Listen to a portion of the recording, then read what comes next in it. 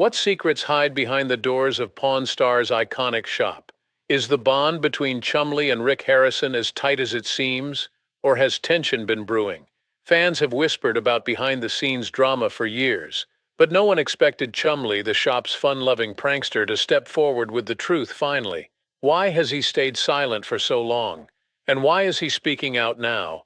This revelation is more than just a shop talk show. It could reshape everything you thought you knew about the show's most famous duo.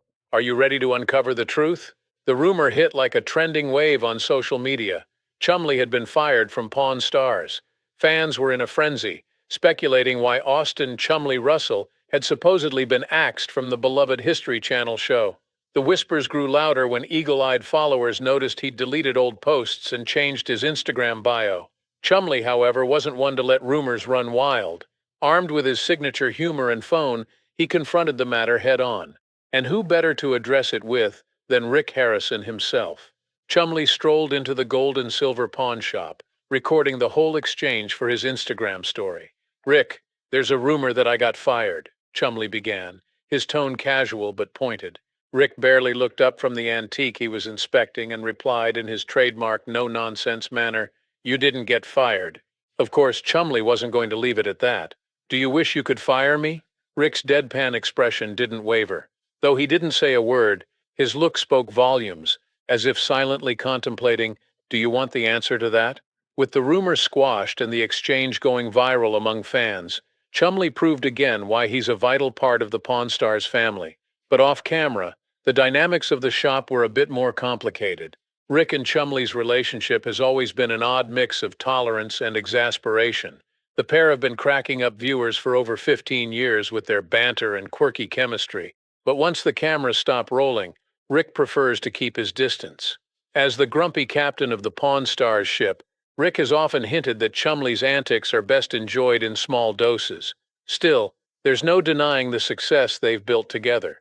Since its premiere in 2009, Pawn Stars has been a hit on the History Channel, delivering 21 seasons of bizarre items, historical deep dives, and plenty of laughs. Even when the main series wrapped its 21st season in mid-2023, the team wasn't slowing down. Rick, Corey Harrison, and Chumlee hit the road for Pawn Stars Do America, a spin-off that took them across the country in search of rare treasures.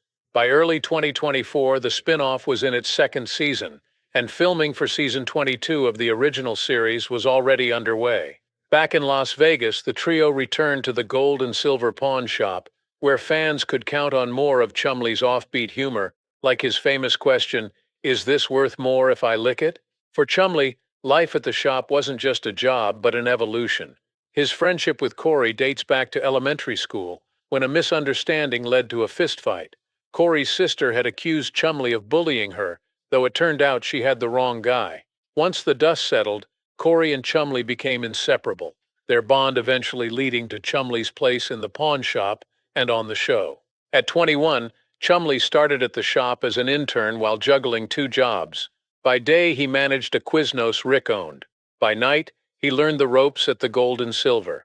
For 135 days straight, Chumlee worked both jobs, flipping sandwiches and slinging antiques until Pawn Stars premiered in 2009, and he became a full-time pawnbroker. Chumlee quickly became a fan favorite, known for his goofy antics, pop culture knowledge, and occasional strokes of brilliance. He might have started as comic relief, but he carved out his niche over the years, earning respect from even the ever-skeptical Rick. Beyond the shop, Chumlee's life has seen its highs and challenges. His marriage to Olivia, a private ceremony held last year, was a milestone he celebrated with his incredible 100-pound weight loss. But their long-distance relationship, Olivia studying at USCB while Chumlee worked in Vegas, has been tough. He often shares his feelings on social media, posting heartfelt messages about missing the little things like waking up next to his wife or sharing dinner. Even with the challenges, Chumlee remains optimistic. "Knowing we have the rest of our lives together gives me peace," he shared in a recent post. Chumlee wasn't just the comic relief on Pawn Stars. He was the fun-loving, goofy heart of the show, the guy who brought a completely different vibe to the pawn shop world. When the show started, the Harrisons kept him in the background, but they quickly realized something important. Chumlee was a secret weapon. He wasn't just the guy cracking jokes and looking clueless. He had this way of making people smile, even when he didn't seem to know what he was doing. Chumley wasn't as clueless as he looked. Sure, he was the guy who joked around with Rick and Corey, but when he casually mentioned he was good at pinball machines, fans were like, wait, what? The guy was full of surprises. Beneath that goofy grin was someone who knew a lot more than people gave him credit for. By the time Pawn Stars premiered, Chumley had already worked at the shop for about 5 years. But once the cameras rolled, his popularity shot through the roof. He wasn't shy about asking Rick and Corey strange and quirky questions that made fans laugh and take notice. And when it came to the antiques, Chumley wasn't just there to crack jokes. He cared about the history behind the items that went into the shop. It wasn't all about the deal for him. He genuinely wanted to know the story behind it. Oh, and let's not forget that he was good at making the best deals for the shop. He had a nose for it. Meanwhile, Rick, the shop's mastermind, was the one making sure everything ran smoothly. He had the vision for both the pawn shop and the show. He worked like crazy to make sure everything fell into place. But the best part is his dynamic with Chumley. In one interview, Chumley joked that Rick would give him instructions, and he'd pretend not to hear them. Rick, laughing, agreed, saying they had a great working relationship, even if Chumley occasionally disappeared when they needed him most. Their playful back and forth was pure magic on screen, and fans loved it. It was like they were watching two old friends just being themselves. But the magic didn't always translate off screen. Fans started noticing that Rick and Chumley weren't exactly BFFs when the cameras stopped rolling. Sure, they had their jokey moments on camera, but off camera, not so much. It made fans wonder, what was going on behind the scenes? One episode showed the tension between the two. Chumley was handling a deal for a rare coin and doing everything right. He called in an expert to check it out and negotiated with the seller like a pro. Everything was going according to plan, until Rick swooped in and took over. Chumley, understandably, was not pleased. He tried to take back control, but Rick didn't have it. Ultimately, the seller walked away without making a deal, and Chumley was mad, calling Rick a tightwad under his breath. Rick, ever the businessman, fired back, saying, "You'll never understand this business if you don't get it together." Fans could see the strain at that moment. Rick still didn't fully trust Chumley to handle the big deals. And this wasn't the only time there was tension. Rick, Chumley, and the rest of the crew often bumped heads about how the shop should be run. The old man would question Chumley's intelligence and Rick's decisions, and it was clear that everyone had their way of doing things. So while the show made it look like they were all one big happy family, the reality was a little more complicated. Now let's talk about what Chumley was up to. He wasn't just sitting around making jokes at the pawn shop. In 2017, he opened Chumley's Candy on the Boulevard. It was filled with nostalgic sweets, his candy brand, jerky, and even toothpicks. The reviews were great and fans were loving it. Chumley was living his best life, sharing updates on Instagram about his candy empire. People were like, "Chumley's got a candy store?" But the truth was, he was killing it. But not everything was sweet in Chumley's life. In 2016, he ran into some serious legal trouble when the cops found unregistered guns at his house during a sexual assault investigation. The bad press didn't sit well with Rick, and it caused some tension between the two. Rick wasn't thrilled about the negative attention it brought to the show, and Chumley's legal issues strained their already complicated relationship. Still, Chumley carried on, and maybe that's what made him so lovable. He was always full of surprises. So, if there's one thing we can all agree on, it's this. Chumley may have started as the funny guy, but he didn't finish that way. Until 2019, Chumley stayed mostly out of trouble, with his legal issues downgraded to misdemeanors that stuck around on his record. His relationship with Rick off camera wasn't exactly the smoothest. Sure, fans noticed Rick didn't have a spotless record, but there's more to this tension than meets the eye. For starters, Chumley started getting much more attention than he expected. He's that regular guy everyone can relate to.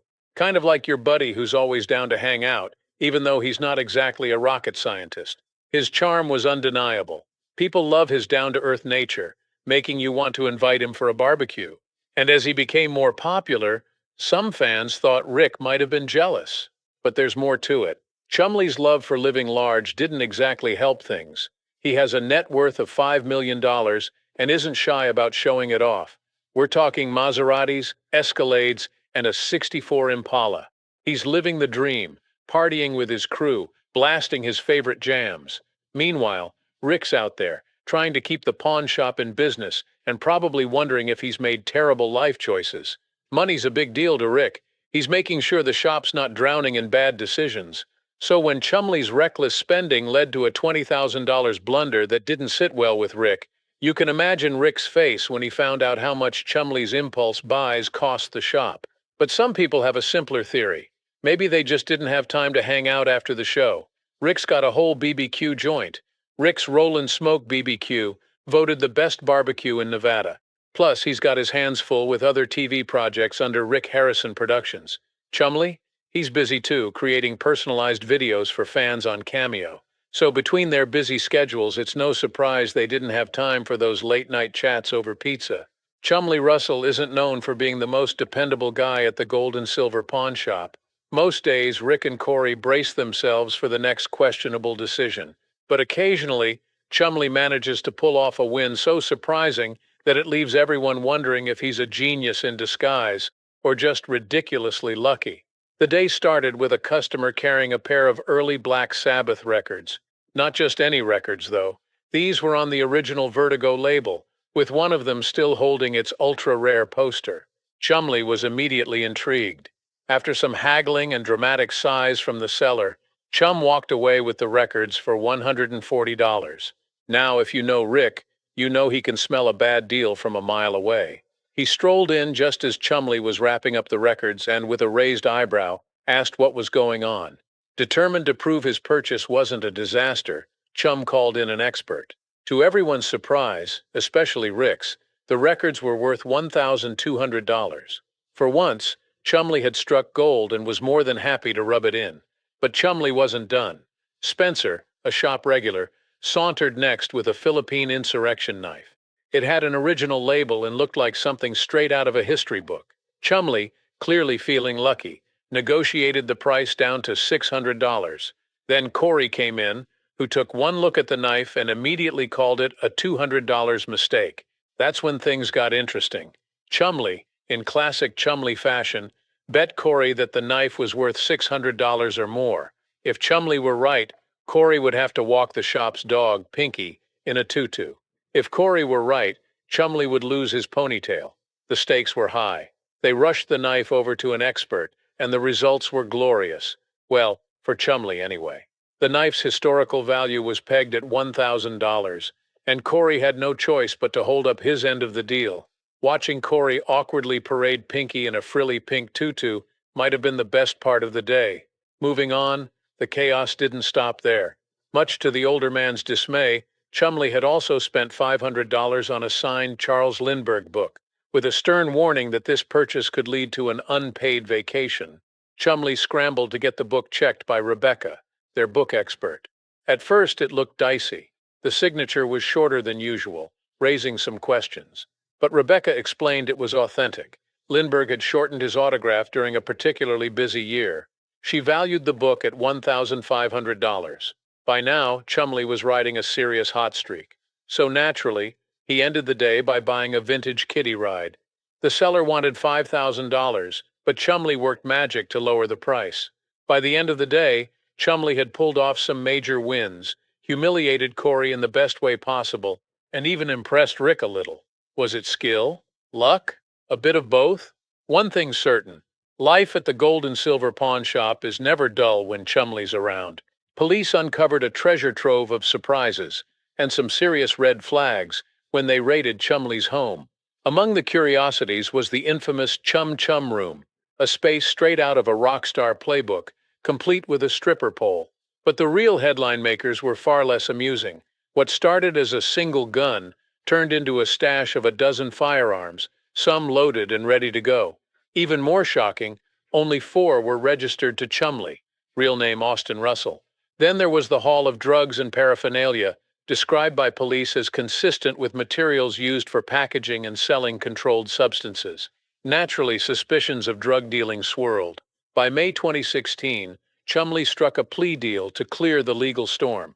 As reported by USA Today, he pleaded guilty to felony unlawful firearm possession, and a gross misdemeanor for attempted drug possession.